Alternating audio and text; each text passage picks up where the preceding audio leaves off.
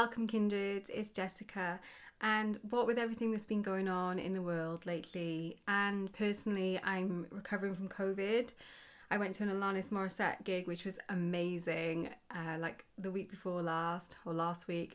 The time was just like, I don't know, and I obviously caught COVID and I'm feeling better now for sure, obviously, otherwise I wouldn't even be making this video, but I just thought let's have something nice and relaxing, a nice little catch up. So grab a cuppa and we'll do this witchy tag. I first saw this tag over on Jen, I Found a Fox's channel, and then I saw Madwitch doing it on her channel too, and I thought it's just nice and fun. So let's get on with the questions. So I'm actually going to edit the questions a little bit because the creator of the tag, which is Ravenflower, who isn't actually making witchy videos at the moment, I don't think. It was around the end of last year, so you know I'm a bit late to the party with this tag.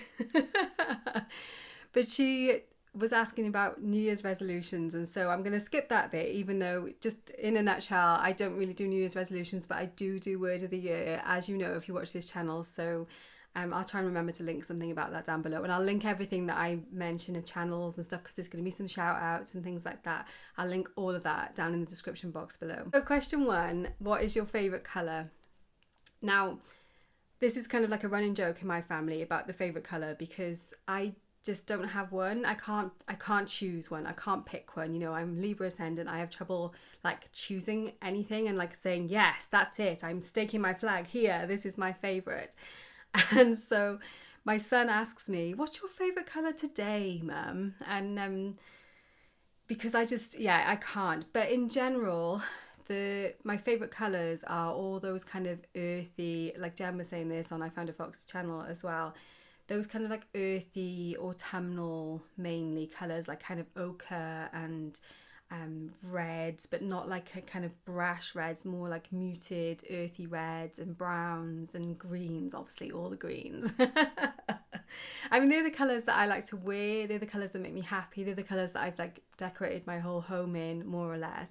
But I also do like to bring in like black and white as well, or like maybe not completely black. I like kind of like very dark grey, and rather than like stark white, I like a kind of just like a chalk, like a slight off-white. So those are my favourite colours, and I do use colour in my practice in a sense that I understand on a kind of vibrational level how colour just affects me. Like it affects my mood, it affects my energy levels for sure. I've got a special like pendant and stone, and like crystals obviously come into that whole colour thing too.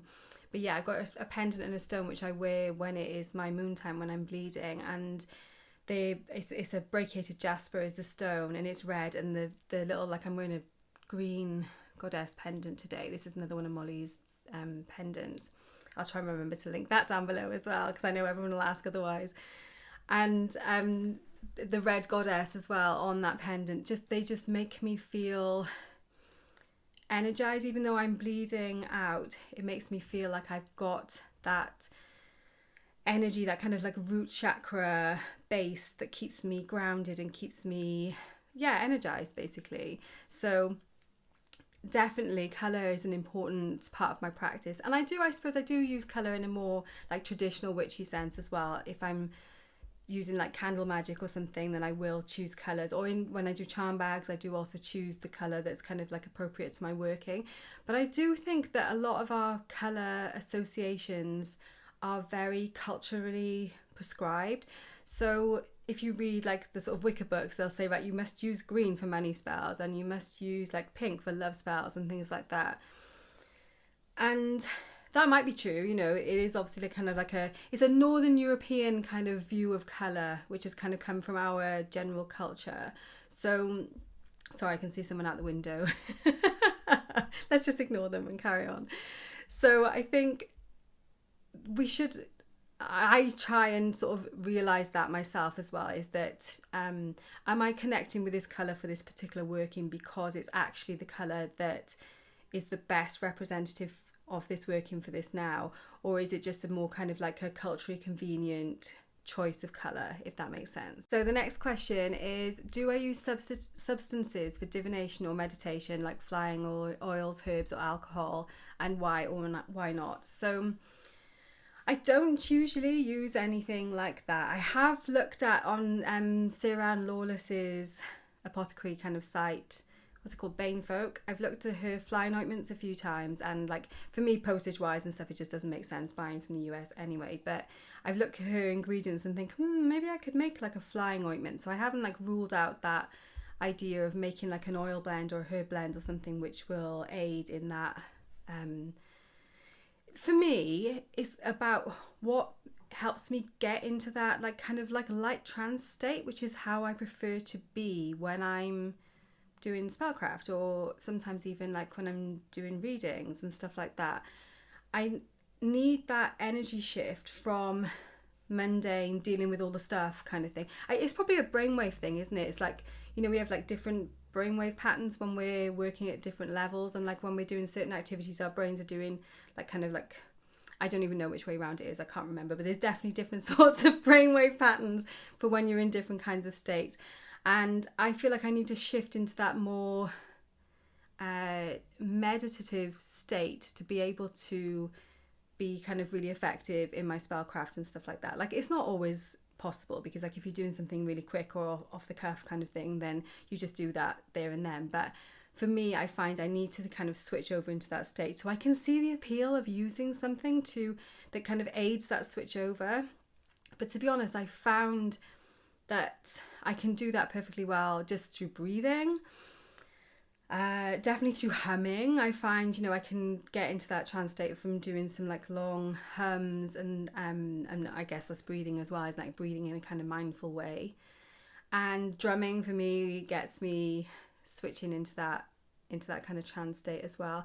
And just think like kind of lighting things like candles and certain incenses and stuff. I think I've used them so often to kind of like facilitate that transition, that now I can just, you know, I'll light the incense and it's like, oh, okay, yeah, my brain just is like, yeah, I know what happens now, we flip into this state kind of thing.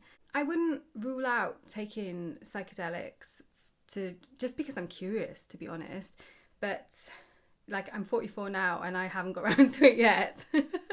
I suppose it just feels for me as like a mum of youngish children at the moment, I feel like now is not a good time for me to be kind of experimenting with that. And maybe when they're older, then that would feel okay. Like obviously not with them, I mean at any point when they're young, or well, I guess maybe when they're older. Maybe they'll show me what to do. But it just feels like I wouldn't want to get into a state where I maybe wouldn't be able to meet their needs. And so for me, those kind of more less dependent on substances kind of switch over. Gosh, I still can't speak. This COVID has literally brain fogged me, so I'm sorry if this video is really rambly. But yeah, I rely on those things which I can switch in and out of more quickly than like if I'd taken a load of mushrooms. Because like there are loads of mushrooms here. Liberty caps are really prevalent around where I live, and a couple of times I've even almost picked them and sort of thought, shall I? And it's just, I just haven't done it yet. So that's kind of where I am with that. Okay, so the next question is, what is my favourite part of my practice? And that is such a hard question, because that is the beauty of a witchcraft practice, especially a solitary witch practice, is that you just get to do all your favourite parts. You know, it's like, I love doing divination, so I do a lot of divination in my practice. I like kitchen witchery, so I do an awful lot of that in my practice. I like being out in nature and connecting with the like genii loci, so I do a lot of that. And like I suppose I like doing candle spells as well, so I do use a lot of candle spells. And the things I don't like doing so much, like kind of like circle casting or demon summoning and things like that, I just don't do it. So yeah, it's hard to sort of, I guess tarot and divination probably is my absolute favourite. Although, like, you know, I also really like it when I get results from other work-ins and things as well. So again, you know, it's the whole choice thing. Like the tag videos are a nightmare for me because I'm having to choose, and like choosing is not what I do. So yeah, that's tricky. My favourite part of my practice, because And it changes as well, doesn't it? You know, it's like, oh, I really love doing this at the moment because I'm really into it. Like I suppose my journaling, like the last few years, I'm just like journaling, especially like more kind of art journaling, collage and stuff like that. Maybe that would be my favourite part of my practice. But yeah, it's hard to pick a favourite because I love all of the things I do, and that's why I do them. Which brings us on to the next question, which is, what is the least favourite part of your practice? Which obviously is also difficult to answer, because if I don't like doing something, like I said, then I don't usually do it unless I feel like there's a more deep benefit potentially from doing it. Like, I suppose like meditation, like I don't really love doing meditation, but I do kind of try and do it because I am convinced that it would, like around all the body of knowledge around it, that it is a good thing to do. So I do that. I suppose my least favourite thing about my practice is that as a witch, you can't just kind of sweep things under the carpet and be asleep, you know, be asleep to things in your life. You can't be like, oh, I'm gonna trick myself about that, or kind of pretend that that's not happening, because especially if you're working with deity or spirit in any way, because they just won't let you do that. They won't let you get away with it. So you have to address things that come up. You have to do shadow work. You have to be awake in your life and kind of take responsibility for things in your life, more so than if maybe you had a different spiritual practice, which was more like, this is how we do things in our tradition or whatever it is. Yeah, that's a really interesting question. So the next one is, how do you feel? Sorry, I keep looking down. It's because I've got my laptop here, which has got like the questions written on it. How do you feel your practice has grown over time? When I first started was in like the early 90s, and I'm like, a lot of the stuff around them was just Wicca stuff, and it wasn't necessarily labelled as Wicca, though some of it was. And so I knew I wanted like a spiritual practice. Like, I was that weird kid who went to my parents when I was like 4 years old and was like, you have to take me to church, because my parents were not like church going people, but I'd seen somewhere or heard somebody saying that like in church we'd like do prayers and we talk to God and things like that, and I was like, yes, that's I know that's a thing. I need to have communication. And like, I did used to have a lot of communication with like spirits and fairies and things a lot when I was little, but I wanted to kind of I wanted to be in a place where adults were having like a spiritual relationship, and I thought that's what church was. And so they took me to church, and you know, it was good in some respects, you know, and I love the stories and the singing and things like that, and like kind of group praying. I still love group praying, but obviously it wasn't quite. There was lots of things that weren't, that just weren't true for me. You know, that didn't feel true for me. And so then when I kind of stumbled across Wicca, like I was still searching by that point, 10 plus years later, for like a kind of meaningful spiritual practice, and I came across Wicca, and I, you know, did the stuff as they suggested, and some things were good. You know, I had a good experience with certain activities and spells, and like especially like some of the guided meditations and things, like, you know, from a book. You'd have to read it and then kind of try and guide yourself into it from the book. But it never, like, a lot of the, you do this like this, you set your altar up like this, while that's kind of helpful at the start, that is definitely not how I do things now. I feel like my practice now is so much more simple than it was when I first started, and I was like, oh, you have to do things like this, and you do.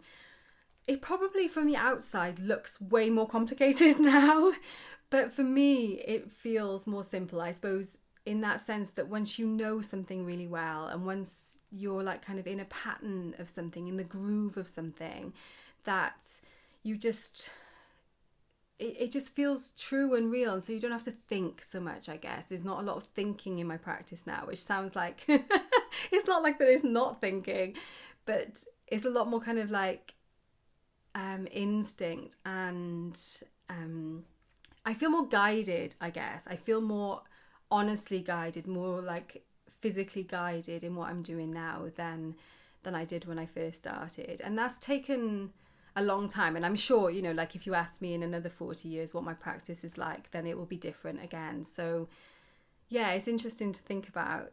So next question is there a show or movie that inspires you? So embarrassingly, I have to be really careful about what I watch as far as like movies and TV, because ever since forever, I get just really, really affected by things that I watch. And if they are like violent, or even things that people wouldn't even class as violent, I have to not let myself kind of consume that. It's almost as if I just take it in and then I just can't deal with it. I can't kind of, it just feels really real to me. And yeah, it's like a classic kind of like highly sensitive person thing, but I'm like to the extreme on this. I think I've said about this before actually in different tag videos and stuff, where when I was a kid, if I watched something upsetting on, you know, like upsetting, I like my parents wouldn't let me watch horror movies or anything when I was a small child. But if I watched something like E.T., I watched, and I was just absolutely soaking. I had to change my pajamas because I just cried so much when I thought E.T. was going to die and things like that. And emotional stuff, like kind of that kind of thing, I can do that. I just have got to kind of psych myself up for it beforehand. But if there's going to be like physical violence, even if there's just like the threat of violence, if people have got weapons and things, I find that it's just too much for me. And so really embarrassingly, I can't watch a lot of the like kind of like witchy movies and shows and things because they're just too upsetting. I did used to watch Buffy. Now you might laugh. I really enjoyed Buffy, and it was because it had that like kind of comedy element to it, even with the violence, that kept reminding me this is a show, you know, rather than like this is something that is actually happening. And there wasn't the kind of levels of tension in that as there are in other things. So if you know any other things like that you think I'll be able to cope with, then, you know, drop me some recommendations for sure, because I could probably do with watching some more like kind of witchy not channels, I watch loads of witchy channels, but more like witchy shows and movies and stuff. If they're like kind of like heartfelt and inspiring and magical, especially those things which are like kind of set in a magical realism kind of world, yes, that is what I love. I can be totally like on board with that. And I suppose on that point of view, recently me and my kids have just finished watching Hilda, which is like a animated series and a movie on Netflix, and that is very much like that. It's like this girl called Hilda who originally lives in the wilderness, and she ends up moving to a city, and it just shows like what I see as the true world, the real world. Like there's giants and there's elves and there's all this stuff that she's kind of encountering on a day-to-day basis, and it's really good. It's really good. And because it's a kids show, and I find that I can watch kids movies generally, like that are about magic and stuff like that as well. Like How to Train Your Dragon, I really enjoyed that as well. Everyone's like, do not go to Jessica for witchy movie and film with show and film recommendations, because I'm just crap for that kind of thing. I'm just not. Books, you know, if you want books, yes, I'm your girl, you know, but not for movies, I'm sorry. Next is, do I have a familiar? Now, I don't really have a familiar in the sense of, and like I know there's a lot of like, sometimes it can get a bit toxic on like Facebook and stuff like that, with people saying this is my familiar, and people are like, that's your pet, not your familiar. A familiar is like a spirit bond, or sometimes even just like a whole spirit thing and not an actual physical bodied animal or something instead. So, you know, putting that whole that whole debate to one side, I've never had like a kind of a familiar bond with an animal that has kind of actually been involved in my day-to-day practice. That said, my dog that I had as a child, who was called Popsy, and she was a West Highland Terrier, and she was just beautiful, beautiful soul. She used to accompany me on my kind of like out and about adventures, because when I was a teenager, like my witchery happened outside, you know, under railway bridges and like in woods and stuff like that, because like the house wasn't the place for that kind of thing. she used to come with me. So I guess she accompanied me most definitely on those kind of like early witchy kind of exploits. So I guess you could say that she was my familiar. And now I have another Westie called Frodo, who, if you watch my videos, you will have probably seen Frodo popping up. I'll try and like put a photo of him somewhere because he's really cute. And he the same. He spends a lot of time in here in my witchy room, but he doesn't like get involved in my spellcraft in the way that I see like some people say like their cats do, you know, or they like jump up on their altars and like curl around certain things, or they'll like do all these weird like picking out of herbs and things for spells and stuff like that. He doesn't do anything like that.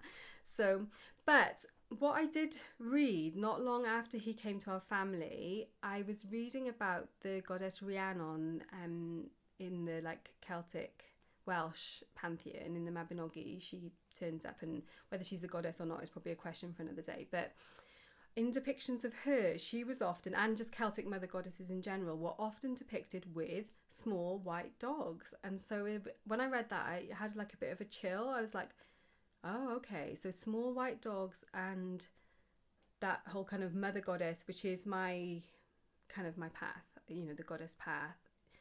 And so I did feel like there's a deeper significance going on here with that. So I thought that was really interesting. Okay, so this next one is kind of easy and also kind of not, because I will definitely like forget people and I can't mention everyone, but it is to recommend some witchy YouTube channels. I've already said about Madwitch, which is Giselle, who she had a channel a few years ago. It's the same channel, but she kind of went off YouTube for a little bit and came back, much like I did myself. Her channel is lovely. She shares lots of stuff like her kind of her art and crafty stuff, but also like her garden, and it's just like a real life witches channel. So if you like that sort of thing, go and check that out. Another channel I already mentioned that I would definitely recommend is Jen, I Found a Fox's channel. She also had a channel, but then she deleted it, and a lot of the videos are not there now, but she's building it back up and she's making a lot more videos again on there now. And she's a super like creative person. She's an author, and she's like now fully embracing her kind of witchiness, and so she's sharing a lot of like kind of thoughtful ideas about her path. And she's from Australia as well, so if you're a Southern Hemisphere witch, you should 100% check out Jen's channel. Another channel that I really love that just has lots of different kinds of videos on, she makes like kind of planner videos sometimes, but also like videos about her witchy life, and she does VRs and tags and things like that, is Trish Beanbag Hagwag.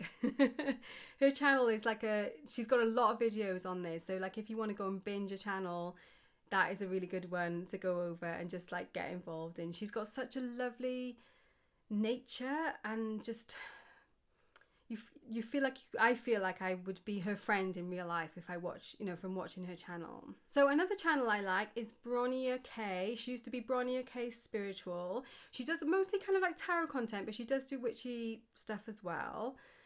And she's just like completely changing her life at the moment and packing everything up, and she's going to be going on like a van life adventure. So that's going to be a fun channel to be watching. Probably already all know this channel already, but Candy Soil and Soul. Is it Soil and Soul? No, Soul and Soil.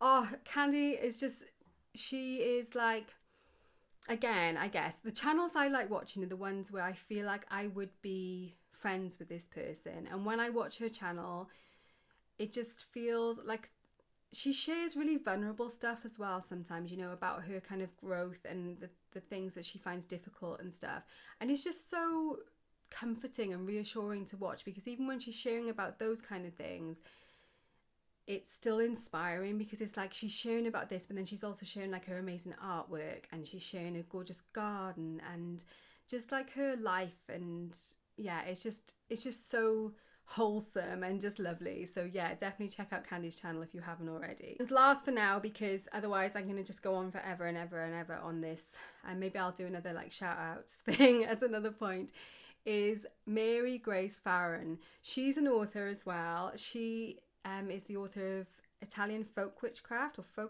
Italian Folk Witchcraft, I think is the name of the book. It's a really good book. And on her channel, she obviously shares about Italian folk magic, but she also shares about just witchcraft in general, tarot. She's done a lot of like kind of depthier type content as well, about kind of really mindful decluttering, and she shares those kind of like more higher level, not just like, oh, I'm getting rid of this, I'm keeping this, but she really kind of dives into and really thinks about the whys behind those things. And I just love how she thinks. She's also another person that I just think I would totally, if like, I wish you lived close, because we would 100% be friends.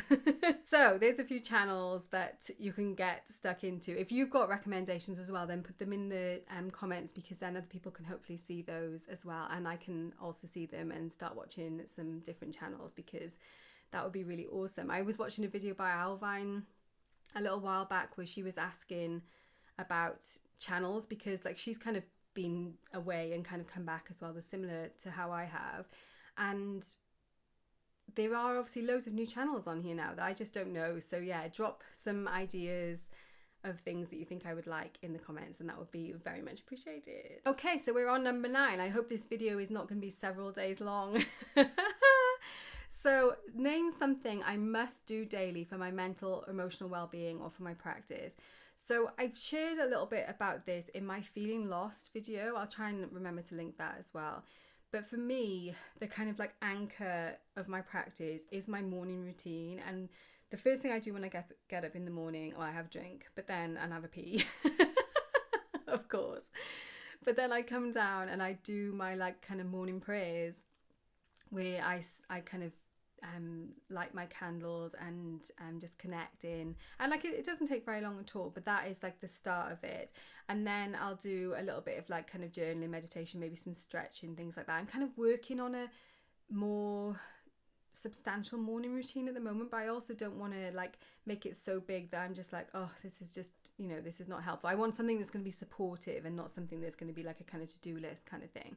But yeah, that very first saying my prayers is it really for me. And another thing that I definitely need and I can't do without for my emotional, spiritual, physical well-being is like getting outside. I get outside every single day, and whatever it's like out there, it always just makes me realize how woven in I am, you know, how I'm part of everything, and that just is so reassuring. So yeah, those two things, my morning prayers and being outside, are my like two absolute must-haves. Okay, so this next one is tricky.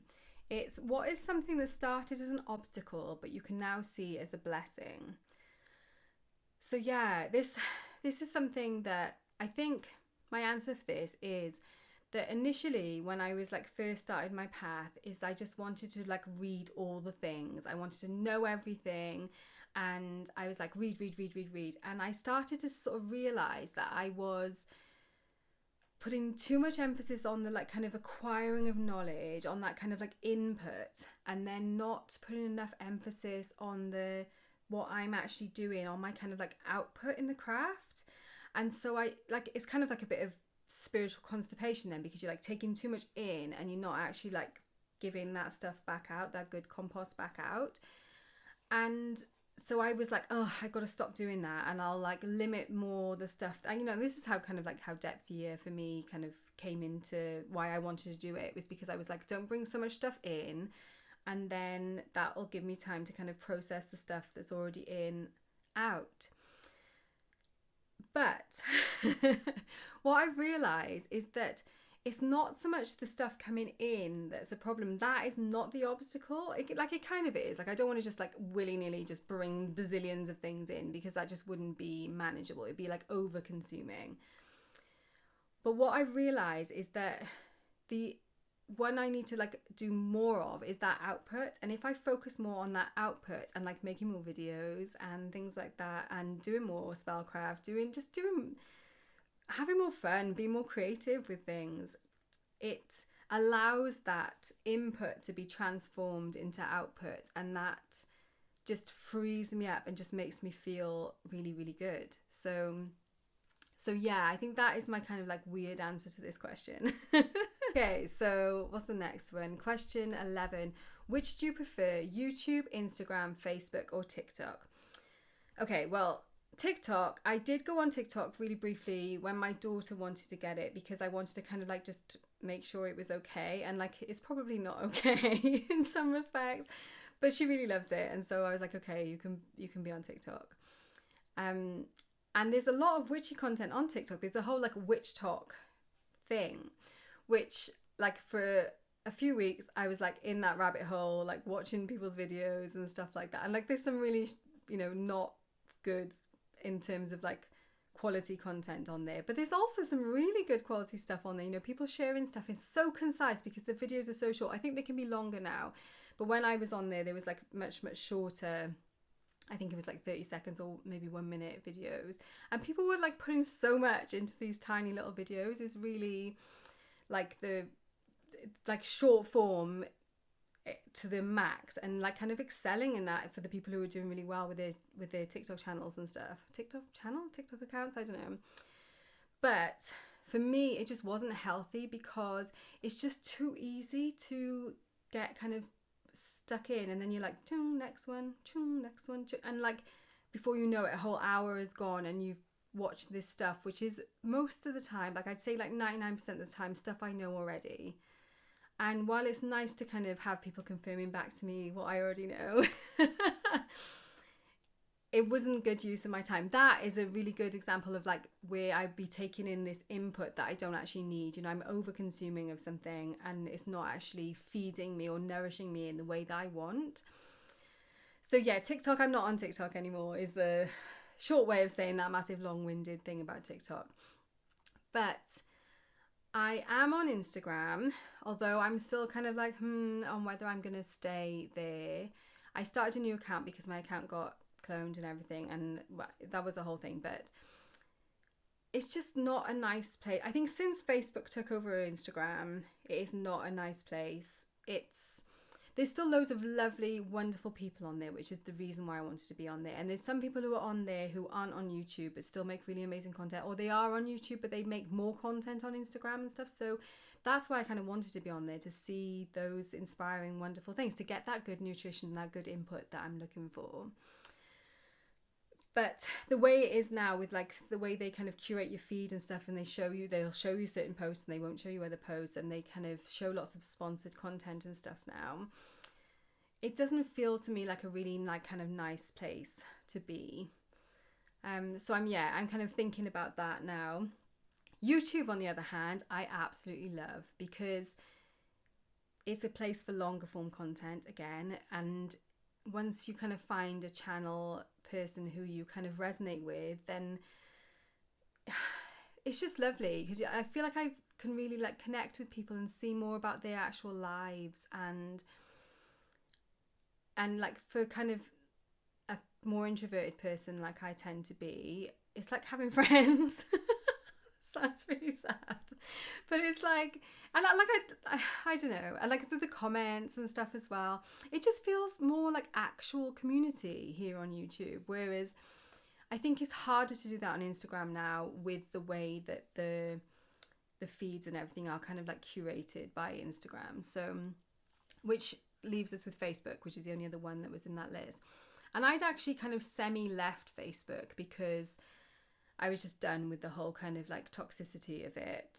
But I never actually managed to properly leave, because my kids are home educated. So an awful lot of the stuff that we do is organised through Facebook. You know, there's a lot of Facebook groups for like things that happen in the area, and a lot of the like kind of lessons and clubs and social activities and stuff are all organised on there. So I couldn't like actually fully leave, otherwise that would be like putting my kids into a detrimental situation, because I wouldn't know what was going on with those things.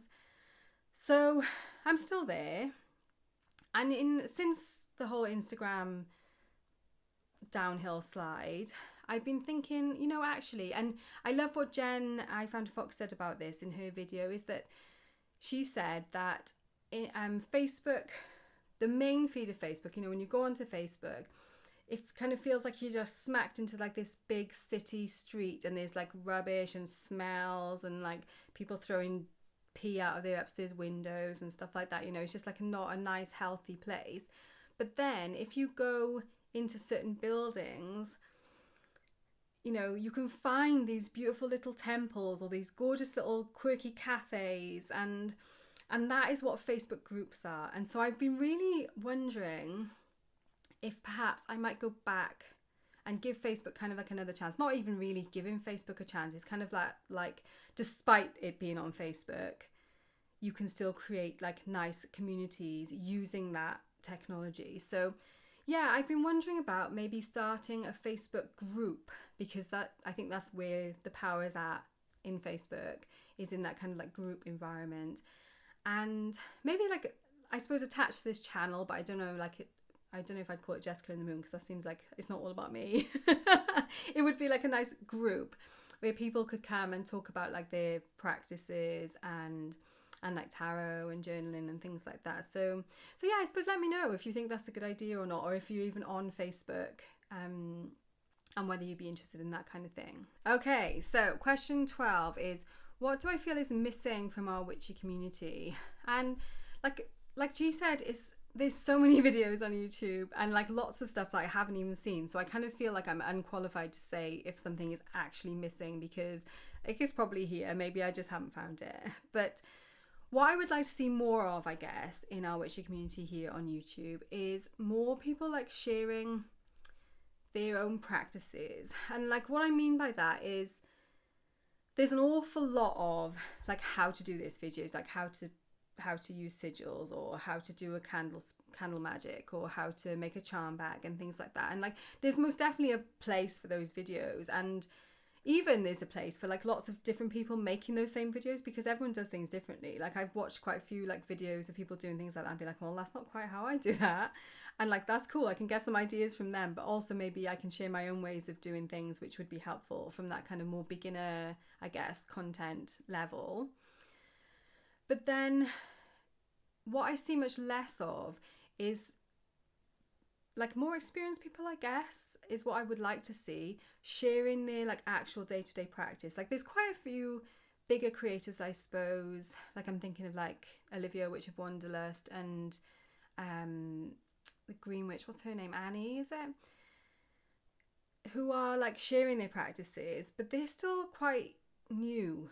And I suppose I just like seeing people who've been around the block. That's why I really like actually another channel, Tylluan Penry, who has like written loads of books on the craft and stuff like that, but she's not really making that many videos now, or maybe even at all. I haven't checked her channel for a little while. Things like that, where people like kind of talking about their actual practice. And Rebecca Guidwife actually as well, she also shares things about her practice. She's been doing this a long time, and I like seeing those kinds of videos. And like obviously Candy does that, but all the channels that I mentioned do that. So that's obviously why I like them, because that's the kind of thing that I'm looking for here, I guess. I like to see real people sharing like their real practice, not like this is how you do this, but this is how I do this, I suppose, is what I feel like is kind of missing. It's not missing, but I just like to see more of that. Okay, so there's only a few questions left now, and I'll try and go a little bit quicker because this is going to be long. So how much space do you use for supplies and spell work? So I have my witchy room, which is I'm in now, which has got a lot of my stuff in here.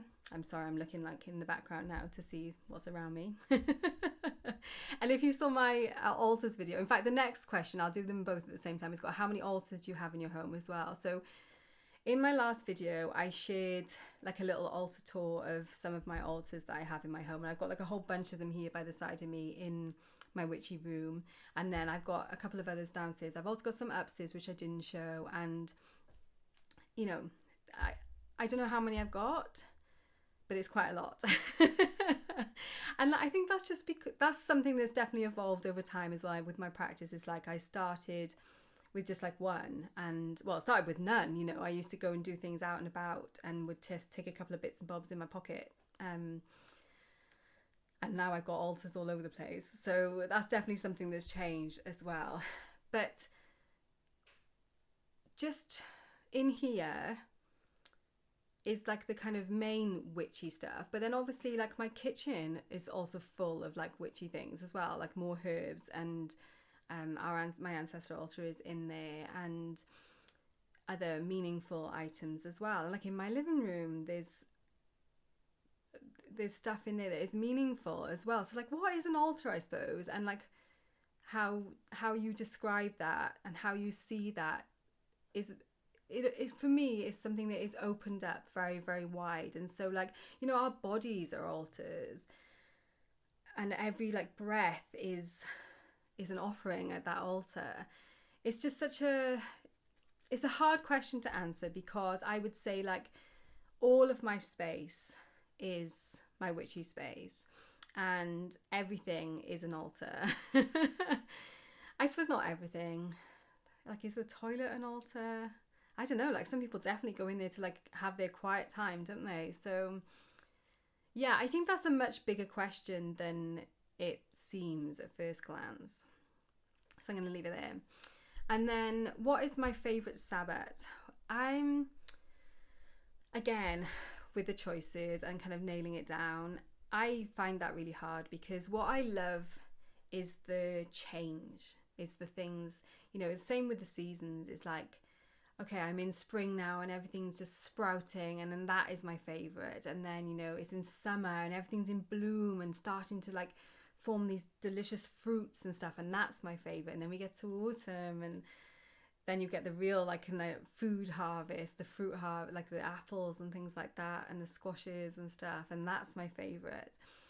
And then we get winter, where everything's kind of like the energy's all turned inwards and everything's kind of snuggly, and that's my favourite. And like the Sabbat's associated with those different times. And so yeah, I find it really hard to commit to just one.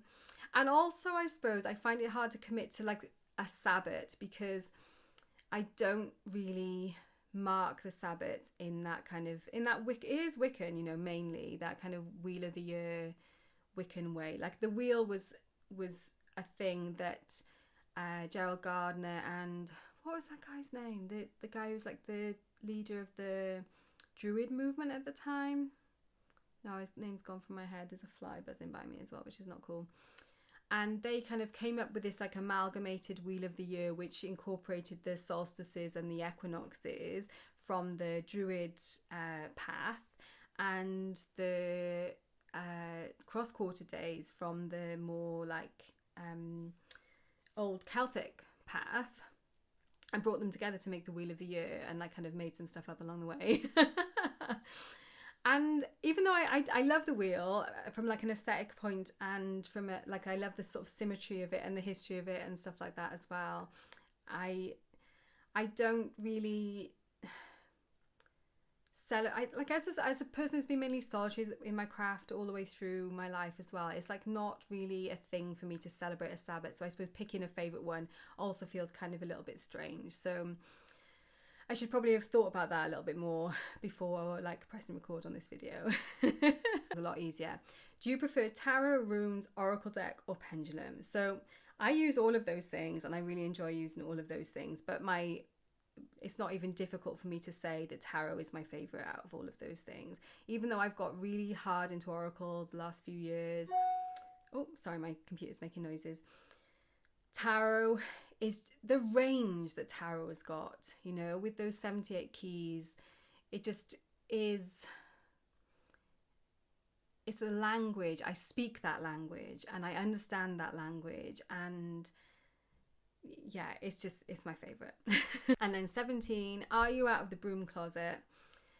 Yeah, I am. Like I don't like go around holding a sign saying I'm a witch, I'm a witch, I'm a witch to everybody, but everyone who knows me knows this is what I do and who I am, and somehow people just know. And then the last question is, who am I going to tag in this video? And I'm not actually going to tag anyone, because I always feel a little bit awkward about that in case people don't even see the video and things like that. But if I mentioned your channel, then obviously I would love for you to see a tag response from you if you haven't done it already. Some of the channels have already done it. And obviously if you're watching this and you think I'd like to have an answer of those questions, then definitely do the tag and put a little comment here saying that you've done it so I can come over and watch your video. Anyway, I think I need to lie down. Thank you so much for watching. Warmest blessings, and I will see you very soon.